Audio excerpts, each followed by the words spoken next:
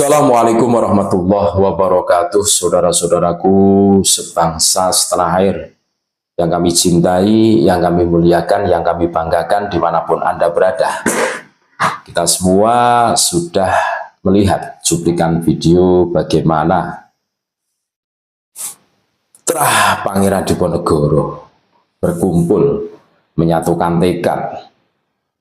Tentu ini dengan munculnya ada hubungannya dengan polemik nasab. Pangeran Diponegoro dibaabutkan, suatu ketika diasigafkan, ada seakan-akan Pangeran Diponegoro itu adalah Habib keturunan imigran Yaman, saudara-saudaraku semua. Tetapi faktanya bukan. Pangeran Diponegoro asli pribumi, pakai shot asli.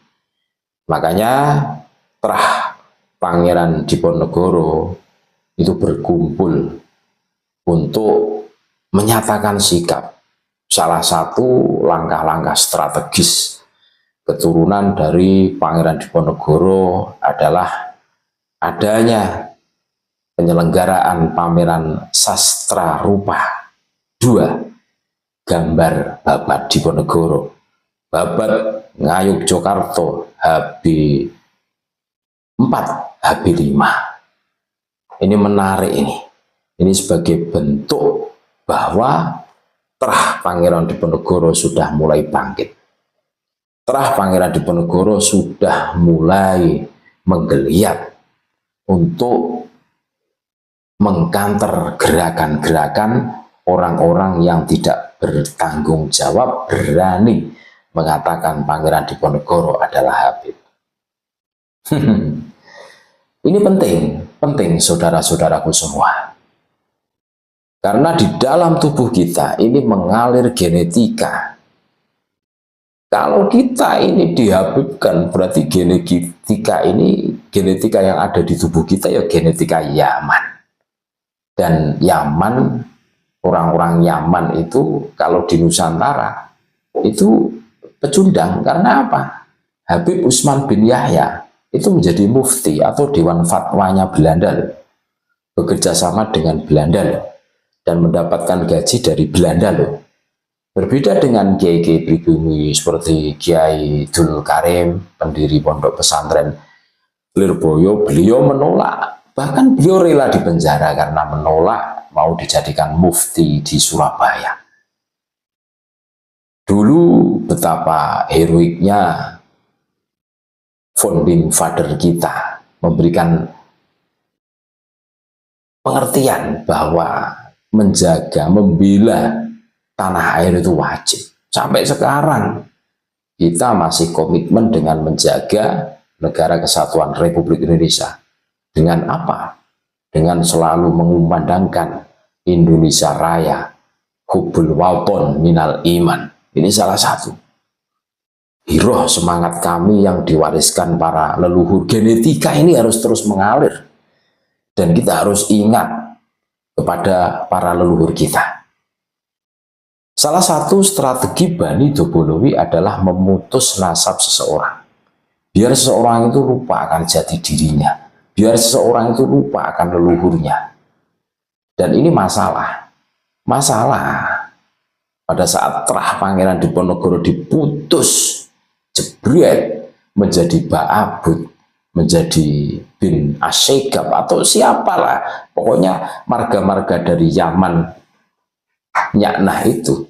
Ini Trah Diponegoro ini kehilangan arah.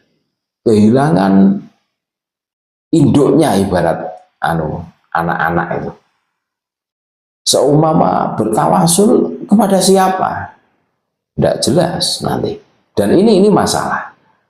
Karena adalah salah satu hadis yang sangat terkenal, malam yashkurin nas lam yashkurillah. Maka kita harus berterima kasih kepada ibu, bapak, ibu kita. Kan gitu loh. Berterima kasih kepada manusia, baru kita berterima kasih kepada Allah Subhanahu wa Ta'ala, atau bersyukur. Kita harus bersyukur, berterima kasih kepada bapak ibu kita, mbah-mbah kita.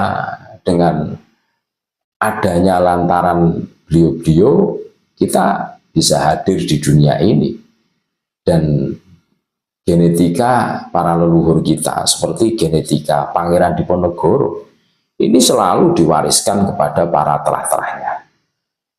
Biar apa? Menuruni semangat jiwa patriotismenya membela negara. Dan semangatnya dalam beragama.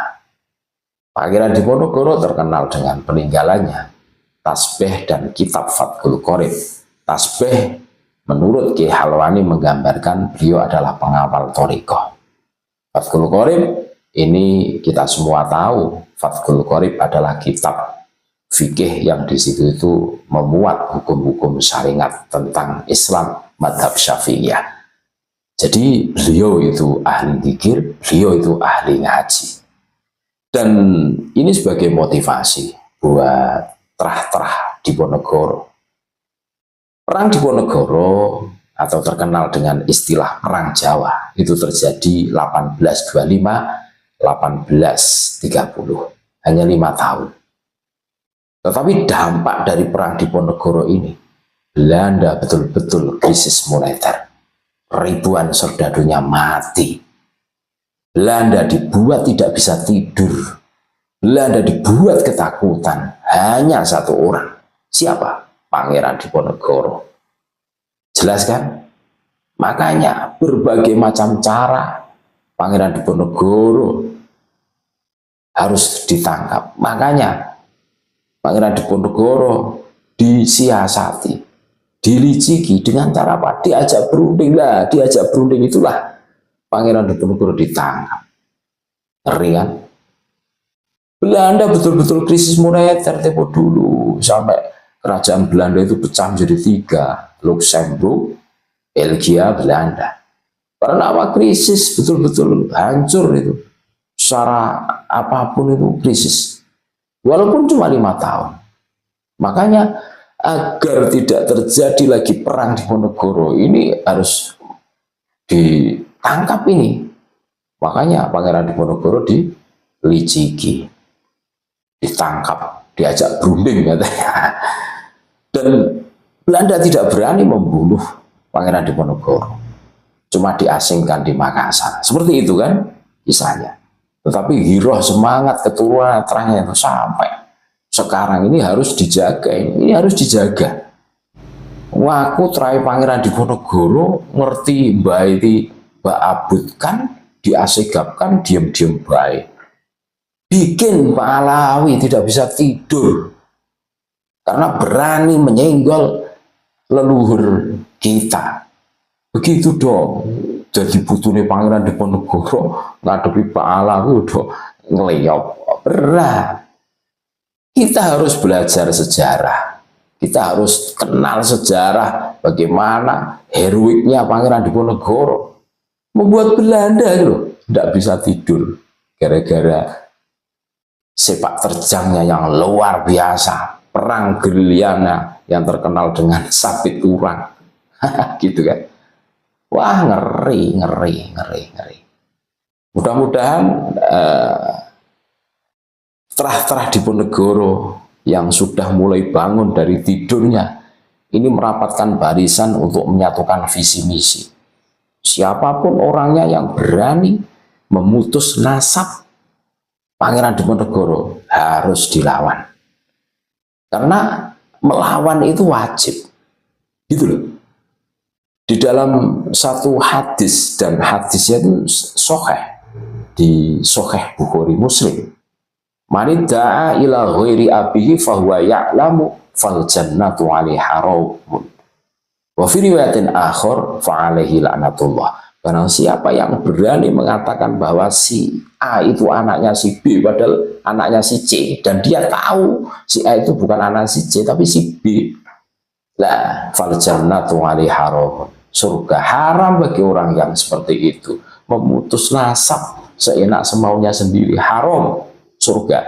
Dan di dalam riwayat lain mendapatkan laknat dari Allah Subhanahu wa taala. Nauzubillah min dzalik. Mudah-mudahan kita semua dijauhkan dari itu semua. Terima kasih. Tetap NKRI harga mati Nusantara milik kita. Assalamualaikum warahmatullahi wabarakatuh.